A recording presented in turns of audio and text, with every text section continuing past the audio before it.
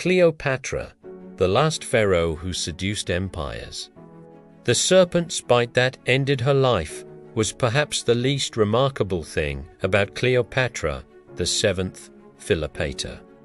What should truly astound us is not how she died, but how a woman in the ancient world managed to hold the Roman Empire, the most powerful force on earth, in the palm of her hand for nearly 2 decades.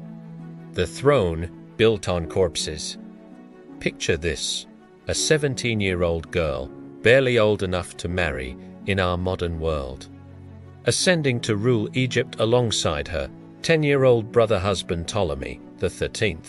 The year was 51 BCE, and Cleopatra had just inherited a kingdom that was simultaneously the richest nation on earth and a crumbling shadow of its former glory. But here's what your history textbooks didn't tell you: she had to murder her way to absolute power. The Ptolemies had ruled Egypt for 3 centuries. A Greek dynasty so obsessed with maintaining royal bloodlines that they married siblings as routinely as we brush our teeth. Cleopatra herself was the product of generations of incest, yet somehow emerged as one of history's most brilliant political minds.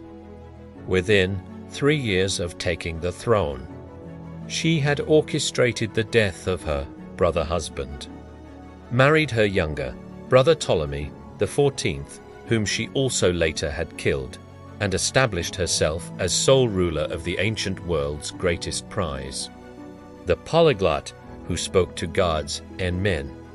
Here's a fact that would make any modern diplomat weep with envy: Cleopatra spoke 9 languages fluently, while Roman senators struggled with basic Greek. She conversed effortlessly in Egyptian, Hebrew, Arabic, Ethiopian, and several others. She was the first Ptolemaic ruler in 300 years to actually learn Egyptian, the language of the people she ruled. This wasn't mere scholarly curiosity. It was strategic genius. Ancient sources describe her voice as an instrument of many strings. But this wasn't just about linguistic prowess. Cleopatra understood something that most rulers miss entirely: power isn't just about armies, and gold is about connection. She could speak to a Roman general in perfect Latin, switch to discussing theology with Egyptian priests in their native tongue, then negotiate trade deals with Ethiopian merchants in their own dialect. She was, in effect, a one-woman United Nations, the Egyptian goddess who fooled Rome. The most audacious political theater in human history unfolded on the Nile in 48 BCE. Julius Caesar, the most powerful man in the world, was in Alexandria pursuing his rival Pompey. Cleopatra, exiled by her brother and facing certain death if she appeared publicly, needed to meet Caesar without being detected by enemy forces. Her solution? She had herself smuggled into his presence, rolled up in a carpet. Imagine Caesar's surprise when his evening delivery literally unrolled into the most famous woman of the ancient world. But this wasn't just dramatic. It was calculated psychological warfare. The message was unmistakable. Here was a queen so clever, so bold, so utterly fearless that she could infiltrate the heart of Roman military power as easily as ordering dinner. Within hours, she had convinced Caesar to restore her to the throne. Within days, they were lovers. Within months, she was pregnant with his child. Cleopatra had transformed potential death into absolute victory using nothing but her wits, her courage, and a carpet. The economics of seduction. Let's discuss the elephant in the room. Was Cleopatra actually beautiful? Ancient sources are frustratingly contradictory. Plutarch suggests she was more charming than gorgeous, while others describe her as devastatingly attractive. Roman coins bearing her image show a woman with a prominent nose and strong features attractive. Certainly, but not the otherworldly beauty of Hollywood imagination. The truth is more interesting than fiction. Cleopatra's real allure was her mind. She was fluent in mathematics, philosophy, rhetoric, and military strategy. She personally oversaw Egypt's economy, turning it into Rome's most crucial trading partner.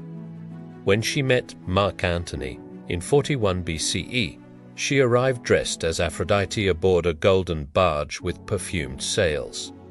The entire spectacle reportedly cost more than most nations' annual budgets.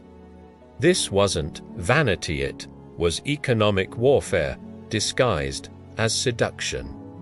The woman who almost broke Rome, the love affair between Cleopatra and Mark Antony, wasn't just personal, it was geopolitical.